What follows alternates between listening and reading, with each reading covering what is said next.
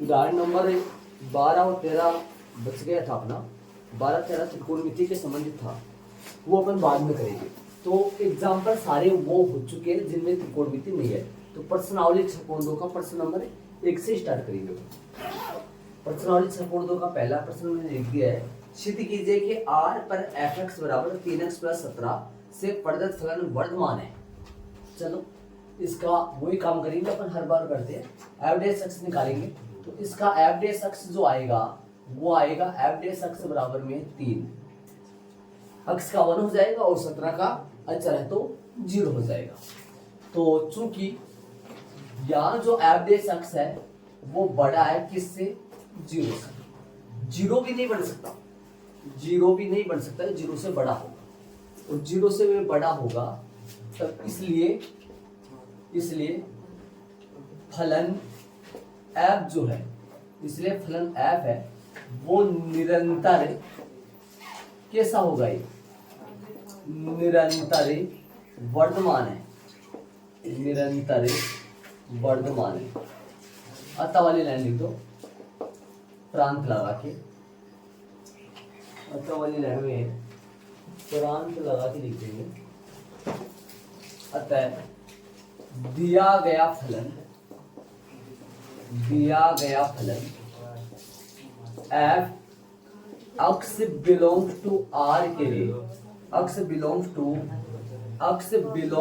r के लिए, r के लिए निरंतर वर्धमान है, निरंतर वर्धमान है। ध्यान देना ऐसा उदाहरण आया था अपना पीछे, उदाहरण नंबर स्टार्टिंग का था उसमें अपन ऐसा सेम ऐसा ही था, वहां पर 7 आया था। 3 की बजाय एफ डैश एक्स का मान 7 आया था, वो भी 0 से बड़ा ही था। मतलब 0 भी नहीं बन सकता, वो 0 होता तो ये क्या हो जाता, वर्धमान। और एग्जाम में यदि निरंतर शब्द नहीं लगा हुआ है, वर्धमान ही आए बिट्टू इसमें एग्जाम में, तो आपको यहाँ निरंतर शब्द नहीं यूज करना है। और इक्वल भी मत लगा देना या इक्वल 0 मत लगा देना। कभी आप सोच रहे हो आपने गुरुजी ग्रेटर देन इक्वल बताया तो ही वर्तमान आता, ना ना ना ना। मेरे कहने का मतलब यदि एग्जाम में निरंतर शब्द नहीं लगा हुआ है तो आपको निरंतर नहीं लगाना है, तो फिर इक्वल लगाए क्या, नहीं नहीं नहीं, इक्वल भी नहीं लगाना बेटू। मेरे कहने का मतलब है एग्जाम में यदि निरंतर शब्द नहीं आए, वर्तमान ही आए, तो यहाँ निरंतर शब्द नहीं लगाना है और यहाँ इक्वल भी मत लगा देना। वर्तमान आए मतलब एग्जाम में शब्द निरंतर शब्द यहाँ नहीं आए, मतलब वर्तमान ही आए सिर्फ, तो यहाँ इक्वल मत लगा देना। कभी आप ये सोच रहे हो कि इक्वल एफ डैश एक्स का मान बड़ा आए और बराबर आए तो क्या होता है, फलन वर्धमान होता है। एफ डैश एक्स का मान बड़ा आता है सिर्फ, तो क्या बोलते हैं इस चीज को, निरंतर वर्धमान, ऐसे बोलते हैं ना, निरंतर वर्धमान। आप ध्यान लगाओ क्या यहाँ इक्वल आएगा कभी, एफ डैश एक्स का मान इक्वल आएगा कभी 0 के, नहीं आएगा। तो नहीं आएगा तो निरंतर वर्धमान ही है। अब ध्यान देना यदि एग्जाम में वर्धमान आ जाएगा, निरंतर वर्धमान फलन है, इस ये निरंतर वर्धमान फलन ही है ना, निरंतर वर्धमान फलन ही है, तो इसको वर्धमान नहीं बोल सकता क्या, बोल सकता हूँ। निरंतर वर्धमान को वर्धमान बोल सकता हूँ, है ना। लेकिन ये जो फलन है, ये फलन है, ये फलन है, इसको निरंतर वर्धमान नहीं बोल सकता हूँ। इसको वर्तमान निरंतर वर्तमान होगा। मेरे कहने में वो ही बताते जा रहा हूँ, ध्यान तो आप बहुत मेरी बात सुनना। इसको मैं निरंतर वर्तमान नहीं बोल सकता। क्यों नहीं बोल सकता, क्योंकि इसमें एफ डैश एक्स का मान 0 भी होगा। निरंतर वर्तमान कोई कारण है। मेरे कहने का मतलब ये हुआ यदि एग्जाम में सवाल में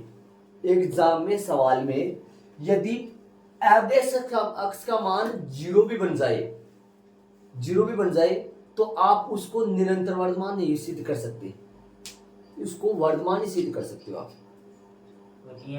समझ रहे हो क्या, ये आ जाए तो इसको निरंतर वर्तमान सिद्ध नहीं कर सकते। क्यों नहीं कर सकते, क्योंकि इसको निरंतर वर्तमान बोल ही नहीं सकते आप, क्योंकि इसमें इक्वल 0 भी आ रहा है ना। यदि एग्जाम में सवाल ये आ जाए और आपको निरंतर वर्तमान सिद्ध करवाए तो आपको ऐसा करना है, इसमें कोई दिक्कत नहीं है, एकदम राइट है, और निरंतर वर्तमान ही होगा। समझ रहे हो, हाँ यही मतलब निरंतर वर्तमान यदि आ जाए तो ऐसा करना, आपको ऐसा ही करना है ना। क्यों करना है ऐसा, क्योंकि साफ साफ नजर आ रहा है एफ डेस एक्स का मान जीरो से क्या आ रहा है, जीरो से क्या आ रहा है, बड़ा ही आ रहा है, जीरो से बड़ा ही आ रहा है ना, जीरो भी नहीं आ रहा है ना। तो एफ डेस एक्स का मान यदि जीरो से बड़ा ही आ रहा है तो ये फलन कैसा है, निरंतर वर्तमान है, पक्का। अब यदि एग्जाम में अपने को वर्तमान ही साबित करवाए इसको, तो क्या मैं इसको वर्तमान भी बोल सकता हूँ, क्या बोल सकता हूँ, निरंतर वर्तमान तो वर्तमान भी तो बोल सकता हूँ इसको, ठीक बात है, वर्तमान तो बोल सकता हूँ, लेकिन कभी भी ये जीरो के बराबर नहीं होगा, नहीं होता ना कभी जीरो, कभी भी जीरो के बराबर नहीं होगा। और अपन परिभाषा में क्या पढ़ रहे हैं कि भाई एफ डेस का मान यदि जीरो आए तो या जीरो से बड़ा है तब क्या होता है, वर्तमान होता है। लेकिन जीरो नहीं आ रहा है, कोई बात नहीं, ये इसी का नाम वर्तमान बोलना चाह रहा है तो इसको वर्तमान लिख दो, निरंतर शब्द मत लिखो। यदि एग्जाम में निरंतर शब्द नहीं आ रहा है तो वर्तमान लिख दो, लेकिन यहाँ इक्वल जीरो मत लगाना, क्योंकि इक्वल जीरो कभी होगा ही नहीं है ना। तो यहाँ पर क्या लिखना, वर्तमान आए तो निरंतर यहां से हटा दो, निरंतर यहां से हटा दो। मैं दूसरा भी कर देता हूं, याद लगा के कोई चेंज नहीं करूंगा, सिर्फ निरंतर हटा दूंगा। लेकिन ध्यान रखना वो परिभाषा के अकॉर्डिंग थोड़ा सा देखा जाए तो वो गलत है, लेकिन अपन निरंतर वर्तमान को वर्तमान भी बोल सकते हैं बोलने, इसलिए वो थोड़ा सही भी बन जाता है ना। तो एफ एक्स बराबर 3x प्लस में 17 और एफ डेस एक्स बराबर में 3, ये आएगा ना। इस चूंकि एफ डेस एक्स बड़ा है किससे, जीरो से, इसलिए फलन एफ वर्तमान है, कैसा है भाई, वर्तमान है। अतः दिया गया फलन F X belongs to R में, आर में लगा दो ना, एक्स बिलोंग्स टू आर में, आर में एक कैसा है, वर्तमान फलन। अब है ना देखा जाए ना तो ये सही तरीके से रियल में देखा जाए तो ये गलत है। एग्जाम में ऐसा सवाल पहली बार से तो आएगा नहीं, एचपी आएगा एग्जाम में, पहली बार से तो ऐसा सवाल आएगा नहीं। और हाँ वो गलत छपा है, उस चीज को मैं गलत मानूंगा, गलत छपा हुआ। एग्जाम में यदि आ जाए तो आप कर सकते हो, एग्जाम में आए, हाँ एग्जाम में आए तो नहीं आए तो इसमें वर्तमान ही है, इसमें वर्तमान है, नहीं आए तो इसमें वर्तमान। और बुकों में कहीं और तो देखो निरंतर वर्तमान में लिखा। मेरे कहने का मतलब ये है, इस प्रश्नावली में लगभग ये चीज का कंफ्यूजन चल रहा है, लगभग सवालों में कंफ्यूजन चल रहा है। उत्तर मैंने दिखाया था आपको, दिखाया था उत्तर एग्जाम्पलों में, क्वेश्चनों में देखना आंसर में, बड़ा ब्रैकेट छोटा ब्रैकेट का मतलब बताया था मैंने आपको, बताया था ना, आंसर भी देख लेना आप। उदाहरण में एग्जाम्पल में अपन देखे थे।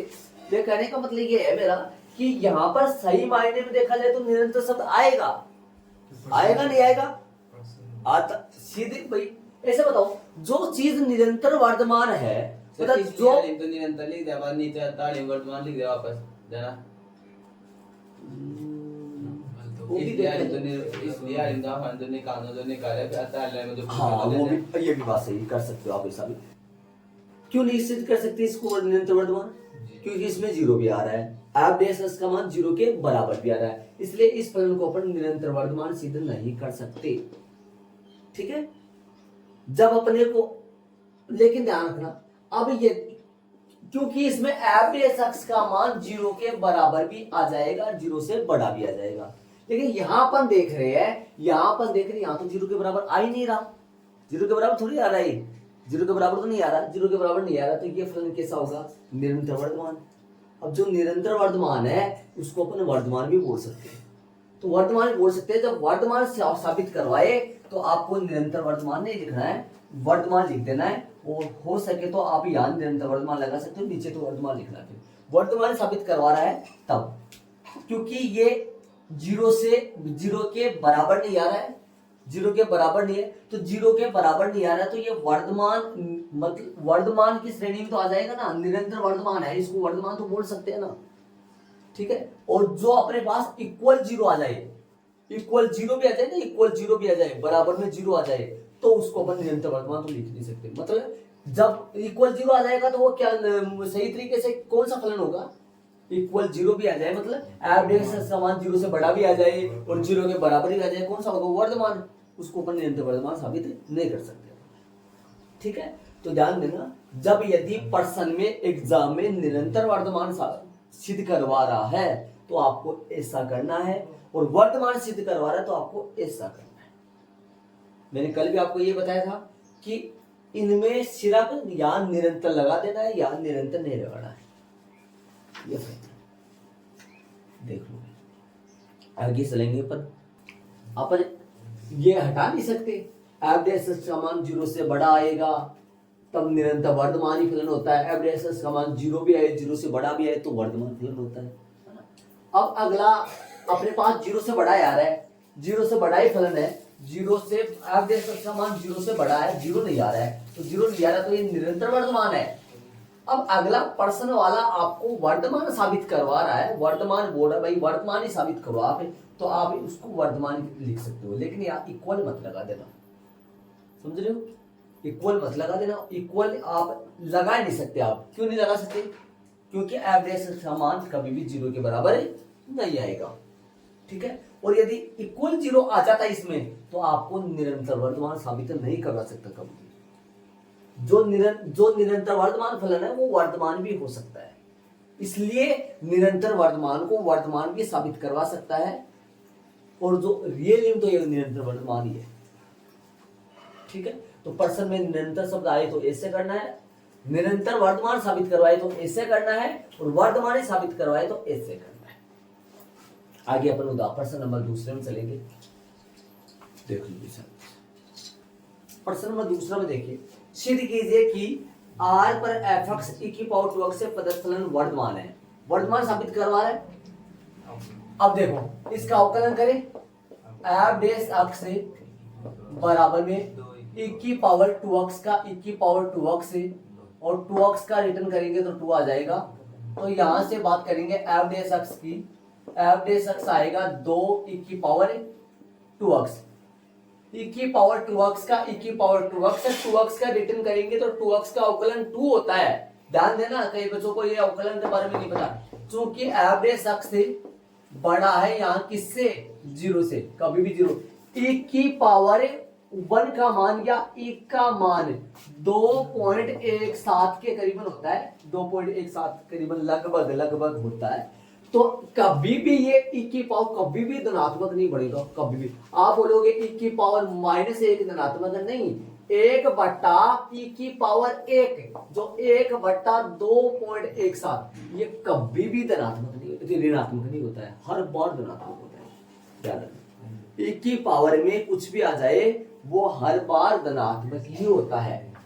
इसलिए फलन f निरंतर कैसा है? निरंतर वर्धमान है, निरंतर वर्धमान है। अतः दिया गया फलन f x belongs to R दे रखा हो प्रांत आर पर लिख दो सीधा, आर पर एक निरंतर वर्धमान फलन है, निरंतर वर्धमान फलन है, निरंतर वर्धमान फलन है। देख लो आराम से, जब एग्जाम में या टेस्ट में वर्तमान साबित करवाए, वर्तमान सिद्ध करवाए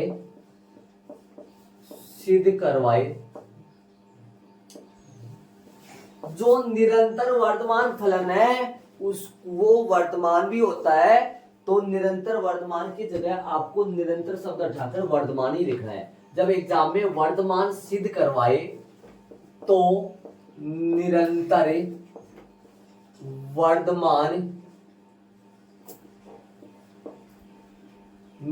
वर्तमान के स्थान पर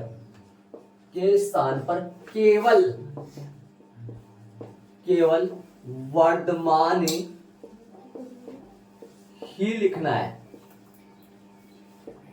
ही लिखना है, निरंतर वर्तमान की जगह केवल वर्तमान ही लिखना है।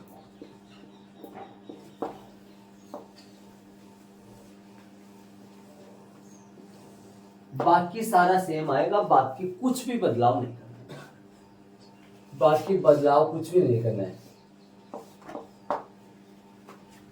ठीक है, आगे चलेंगे अपन प्रश्न में, ऐड कर सकते हो सारा। जब एग्जाम में वर्तमान सिद्ध करवाए तो निरंतर वर्तमान के स्थान पर केवल वर्तमान ही लिखना है, बाकी सारा सेम आएगा। सिद्ध करवा रहा था एचपी लिख दो। चलेंगे प्रश्न नंबर तीसरे में, ऐड कर लो इसको फटाफट। निरंतर वर्तमान फलन कब होता है? वास्तव में निरंतर वर्तमान फलन कब होता है? एफ डेश एक्स बड़ाए 0 से, या निरंतर वर्तमान फलन वास्तव में होता है इसको मोटा मोटा तौर पे अपने वर्तमान भी बोल सकते हैं, जो निरंतर वर्तमान फलन है उसको वर्तमान भी बोल सकते हैं। ठीक है, अब वास्तव में वर्तमान कब होता है? मैं पूछूं, वास्तव में वर्तमान कब होता है? जब एफ डेश एक्स का मान 0 से बड़ा भी आए और 0 भी आए, है ना। और जब 0 आ जाता है तो क्या इसको निरंतर वर्तमान बोल सकते हो?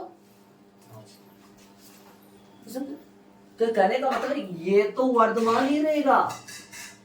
रियली में वास्तव की बात करिए ना, तो मतलब वास्तव में मतलब सही तरीके से देखा जाए तो वास्तव का मतलब हो गया वास्तविक तौर पर यह फलन निरंतर वर्तमान है, वास्तविक तौर पे यह फलन वर्तमान है। समझ रहे हो आप? यदि अपने को इसको ही निरंतर वर्तमान साबित करवाए, किसी एंगल से कर ही नहीं सकते, होगा ही नहीं निरंतर वर्तमान ही। लेकिन यदि इसको वर्तमान साबित करवाए तो अपन कर सकते हैं, भाई वर्तमान लिख सकते हैं इसको, निरंतर वर्तमान फलन ये ऐसा फलन है। ये कैसा फलन जाएगा भाई? ऊपर जा रहा है, सीधा हो गया, फ्लैट हो गया, सीधा ऊपर जा रहा है। ठीक है, अब इसको अपन वर्तमान भी बोल सकते हैं, ये तो निरंतर वर्तमान है, वैसे इसको वर्तमान भी बोल सकते हैं, अर्थात निरंतर वर्तमान फलन को वर्तमान भी साबित कर सकते हैं अपन, ये वर्तमान भी भाई। और ये वर्तमान है, रियली में वास्तविक तरीके से ये वर्तमान है, इसको अपन निरंतर वर्तमान साबित नहीं कर सकते, क्योंकि इक्वल 0 भी आ जाए इसमें। निरंतर वर्तमान में इक्वल 0 नहीं आता है, इसलिए निरंतर जो वास्तव में निरंतर वर्तमान फलन है उसको अपन वर्तमान भी साबित कर सकते हैं, लेकिन जो वास्तविक तरीके से वर्तमान ही है उसको अपन निरंतर वर्तमान साबित नहीं कर सकते। क्या यहां से मान लो इक्वल 0 आए कभी, जैसे मैं बात करूं एफ डेश एक्स, मान लो आपके पास x माइनस 1 आ जाए, x माइनस 1 आ जाए, ये आ जाए मान लो आपके पास, तो क्या ये इक्वल 0 भी होगा? क्या इक्वल 0 भी होगा? किस पर होगा ये? 1 पे होगा ना। तो एफ डेश एक्स का मान बड़ा भी आ सकता है, बराबर भी आ सकता है, किसके? 0 के। अंतराल की बात करेंगे वो तो अंतराल किस पे? 1 पे और 0, 1 पे और अनंत पे, इस पे क्या होगा? ये फलन 0 भी आएगा, 0 से वर्तमान होगा। और यदि इधर की बात करूं, इससे छोटे की बात करूं, तो 1 और माइनस अनंत, इस पे क्या होगा? ये इस पे ह्रासमान या निरंतर ह्रासमान या फिर ह्रासमान ही होगा, इस पर ह्रासमान, क्योंकि इक्वल 0 भी आ रहा है। समझ रहे हो आप? इस तरीके से। तो चले प्रश्न नंबर तीसरा शायद त्रिकोणमिति का होगा मेरे हिसाब से, त्रिकोणमिति का देखिए तीसरा प्रश्न त्रिकोणमिति का ही होगा, तो इसको बाद में करेंगे अपन। प्रश्न नंबर 4 में चलो,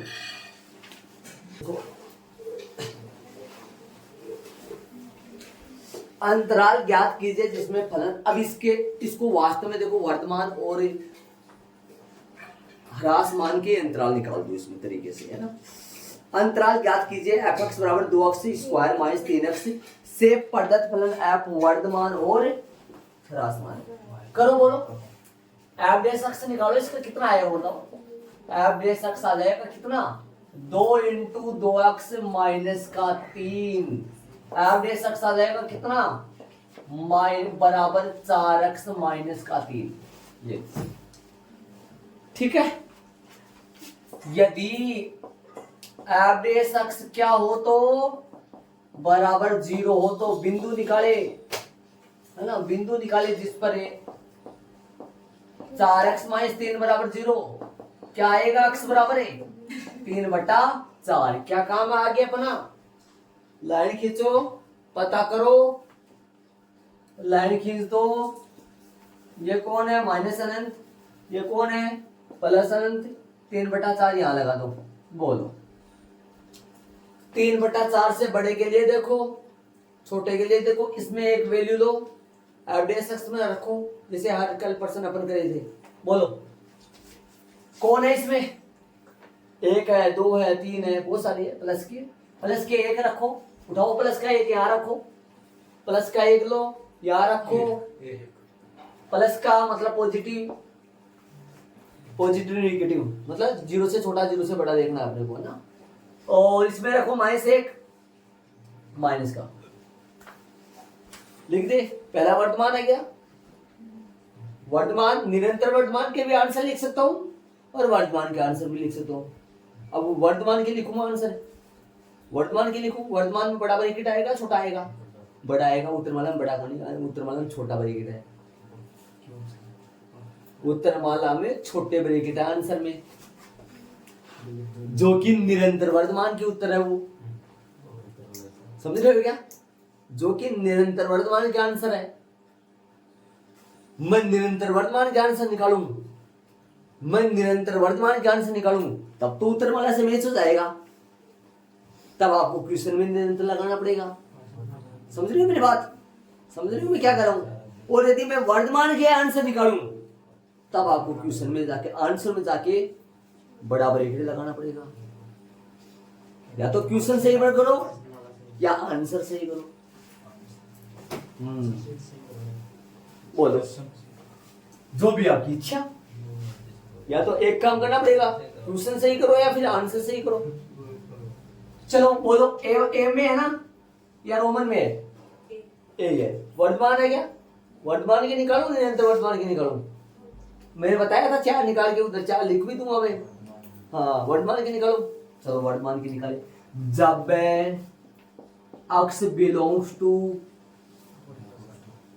जब x बिलोंग्स टू बड़ा ब्रैकेट 3/4 कोमा अनंत, वो लगाता हूँ क्या बीच में लैंग्वेज के अनुसार, तब आएगा ना, तब बताओ एफ डैश एक्स से बड़ा होगा, बराबर भी होगा क्या, ये लो देखो शांति, बराबर भी होगा कि 0 के, एफ डैश एक्स का मान 0 से बड़ा भी होगा और 0 के को अक्स के किस मान पर एफ डैश एक्स 0 बन जाएगा, 3/4 पर, 3/4 रखो, इसके अंदर 4 से 4 कर जाएगा, 3 - 3 0 आ जाएगा। मतलब x का मान, x के मान खूब सारे है, 3/4 भी है, x का मान 3/4 से उधर उस तरफ वाला सारे है, 1 2 3 4 पॉइंटों में है वो सारे है, सब सभी पर ये 0 से बड़ा आएगा, लेकिन 3/4 पर ये 0 भी बन जाता है, 0 भी बन जाता है। तो जो अपना अंतराल है, अंतराल तो ये आएगा, अतः अंतराल कौन से में, बड़ा ब्रैकेट 3/4 कोमा अनंत में फलन कौन सा, एफ कैसा है, एक वर्तमान, वर्तमान फलन है। अंडरलाइन करोगे, इसके लिए आंसर आ गया। बी वाला, जब x बिलोंग्स टू माइनस अनंत 3/4 शामिल कर लो, तब जब x बिलोंग्स टू 3/4 तब एफ डैश एक्स छोटा होगा, बराबर होगा 0 के, अतः अंतराल कौन सा भाई, माइनस अनंत 3/4 शामिल है क्या, 3/4 शामिल है, में फलन एफ, फलन एफ एक ह्रासमान, एक ह्रासमान फलन है। ये इसका आंसर आ गया। इसके अंडरलाइन कर दो, ये अपना आंसर है। अब यदि निरंतर वर्तमान के अंतराल पूछे, यदि निरंतर वर्तमान के अंतराल पूछे तो आपको मैं 4 बात यहां हर बार लिखता हूं, एग्जाम में नहीं लिखना, टेस्ट में नहीं लिखना, मैं लिख रहा हूं यहां। हाँ। जब x बिलोंग्स टू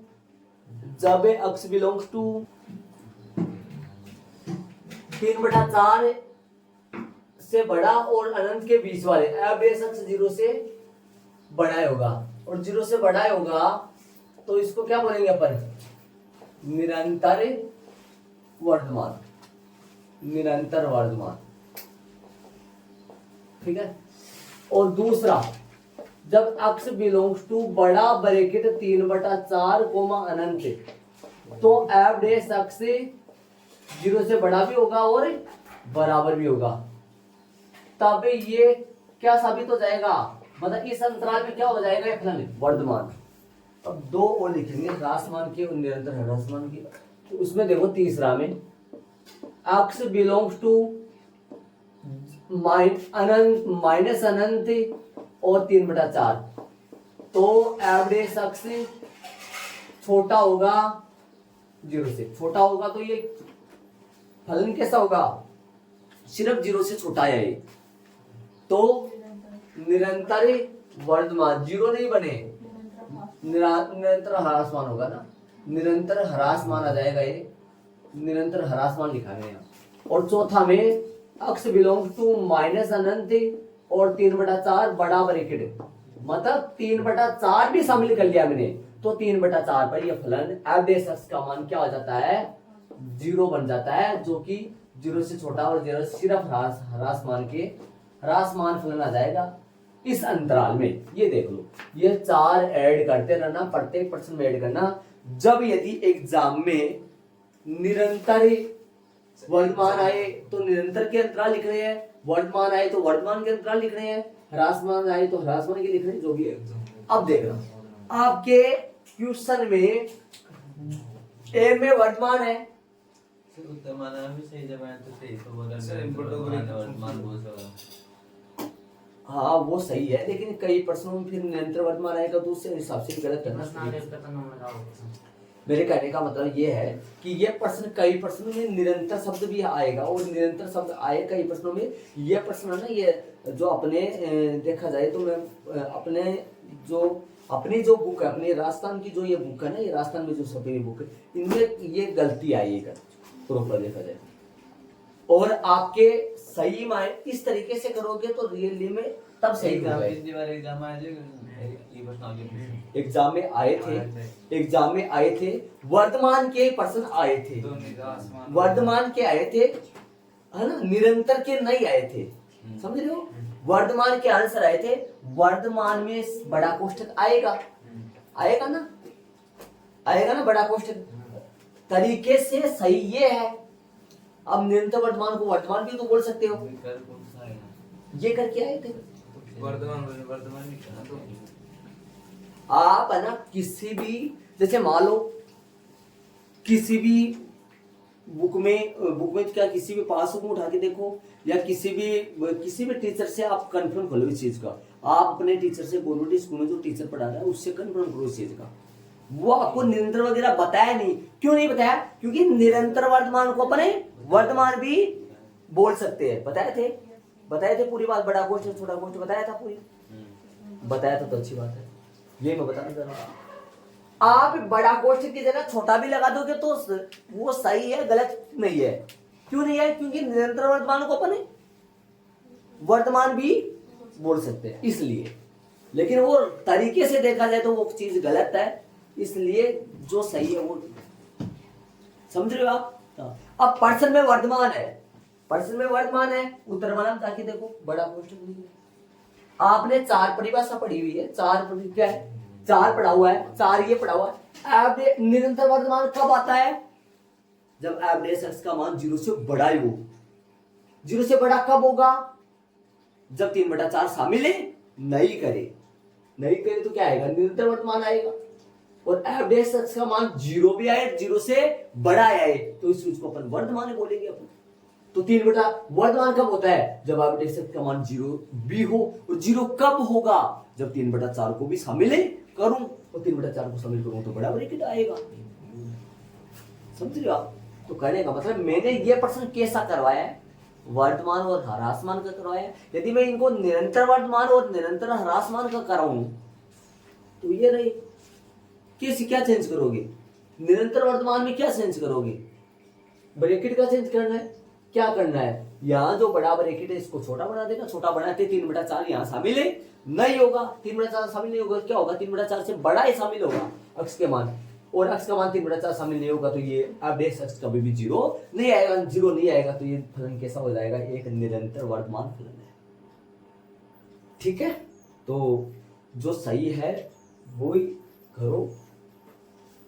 ठीक है, नंबर के तौर पे इनमें नंबर कट जाएगा, तुम्हारे इनमें नंबर। ये पूरा तरीके के साथ पूरा काम कर रहा हूं, इनमें नंबर कटने की बात कर रहा था यार। किसी हालत में नंबर, और जो एकदम मतलब पूरी चीज का उसको नॉलेज है, टोटल चीज का नॉलेज है वो। जैसे मान लो जिसको पता ही नहीं है, जिसको वर्तमान है वही ह्रासमान पता है, नॉर्मल वर्तमान ह्रासमान ही होता है, निरंतर किसी वो होता ही नहीं है ना। वो जरूर अनजान आदमी नंबर काट सकता है इसमें। अनजान आदमी जिसको पता नहीं है ना चीजों का, वो नंबर काट सकता है। समझ रहे हो क्या? और वो नंबर काट नहीं सकता इस चीज को। वो कॉपी वगैरह चेक करते तो पूरी छानबीन करके करते हैं, ऐसा नहीं होता है वहां। ठीक है ना? तो चले आगे प्रश्न नंबर भी। कौन से में चलेंगे? मैंने इसको निरंतर का करूं तो पता है क्या करूंगा मैं? समझ में आ गया होगा। निरंतर का क्या करूंगा तो पता है, कर दोगे आप? हाँ, इक्वल हट जाएगा और ये बड़ा कोष्ठ कट जाएगा, छोटा लग जाएगा, 3/4 शामिल नहीं होगा। ऐसा ही होगा, ध्यान देना। वो लिख लो, हर बार मैं लिखता हूँ, एग्जाम में नहीं लिखना वो। ठीक है, चले आगे क्वेश्चन में। बोलो कौन सा है? 5 में आओ। 5वें क्वेश्चन में चलेंगे। अंतराल ज्ञात कीजिए जिसमें f(x) बराबर 2x क्यूब माइनस का 3x स्क्वायर माइनस के 36x और प्लस के 7 से पठक फलन f वर्तमान और ह्रासमान। देखो f डैश x निकालेंगे। f डैश x जो आएगा वो देखो, f डैश x आएगा 2 × 3x स्क्वायर माइनस के 3 × 2x और माइनस के 36, 7 का 0 हो जाएगा। f डैश x जो आएगा वो आएगा 6x स्क्वायर माइनस के 6x माइनस के 36। f डैश x जो आएगा, इसको थोड़ा सा तितर कर लो, 6 कॉमन आएगा, x स्क्वायर माइनस का x माइनस का 6 हल करोगे, f डैश x का जो मान आएगा वो आएगा 6 12 बड़ा ब्रैकेट में x स्क्वायर माइनस का 3x और प्लस का 2x माइनस का 6।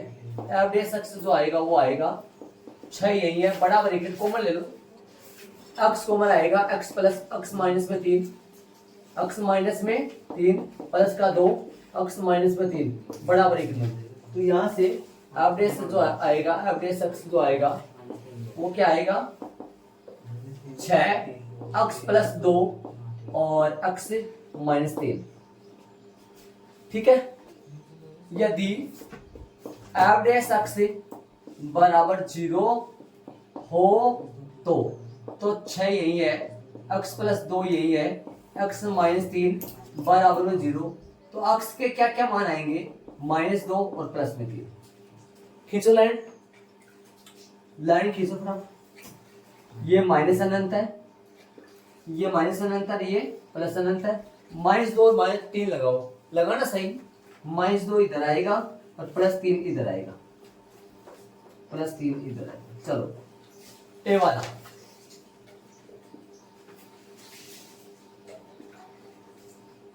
ठीक है, ए वाला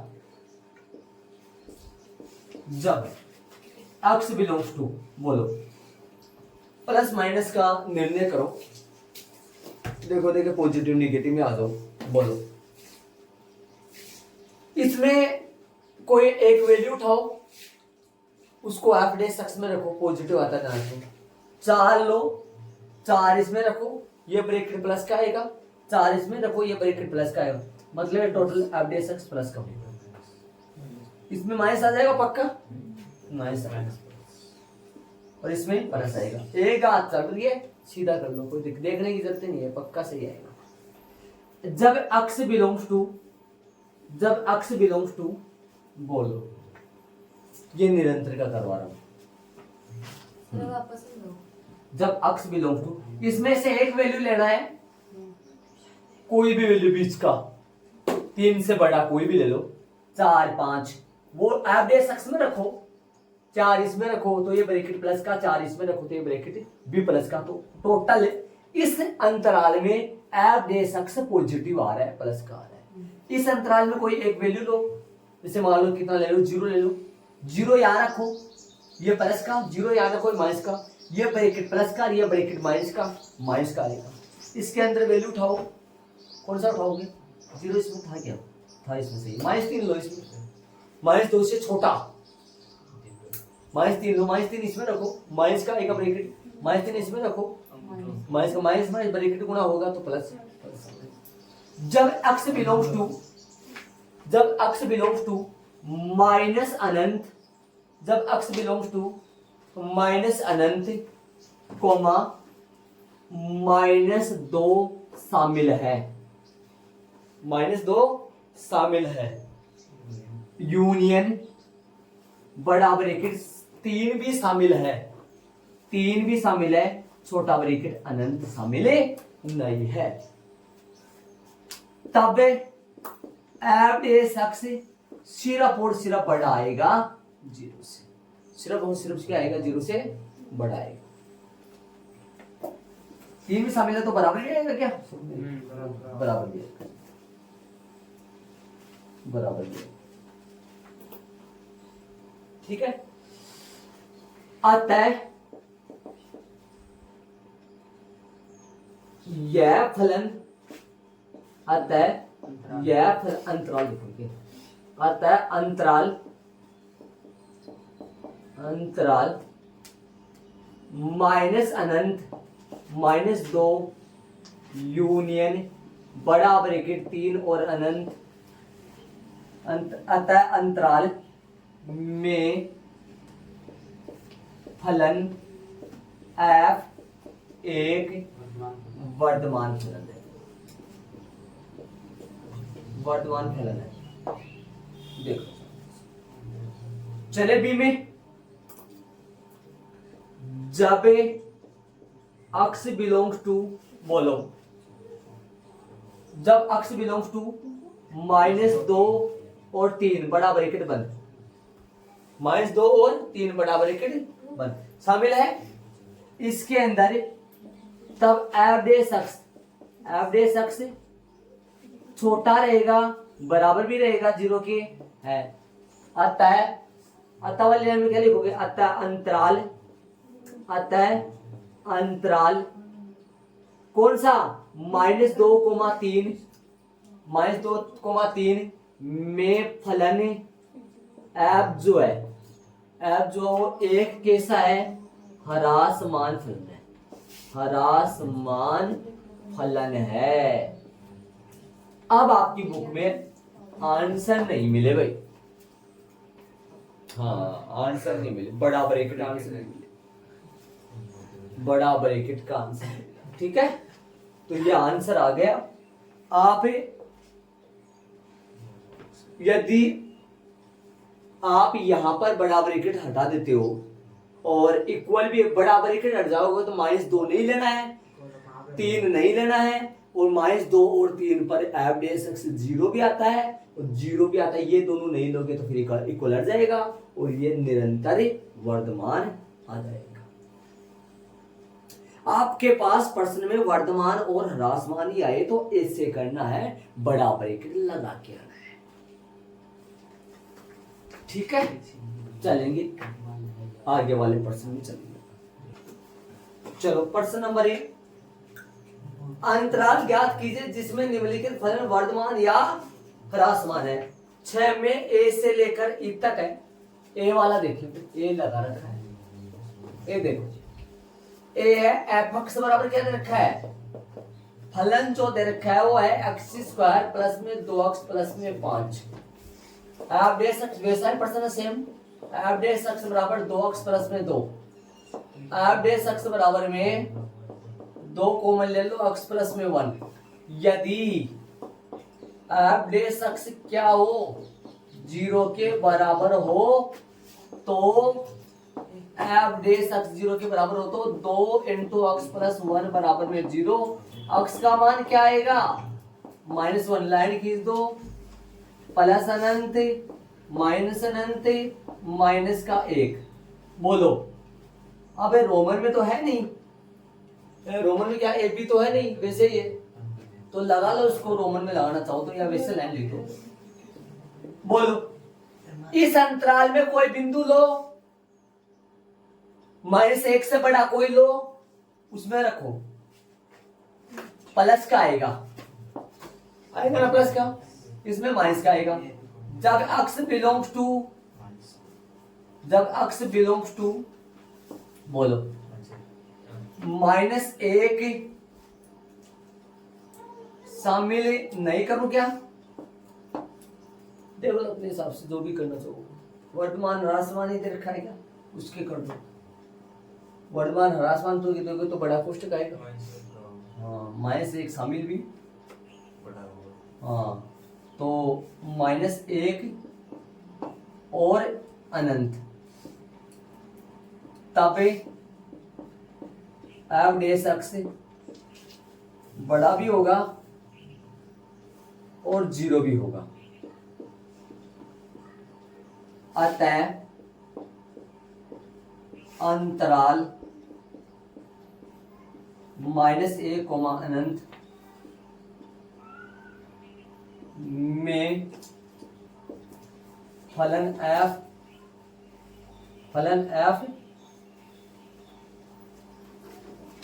एक वर्तमान फलन है,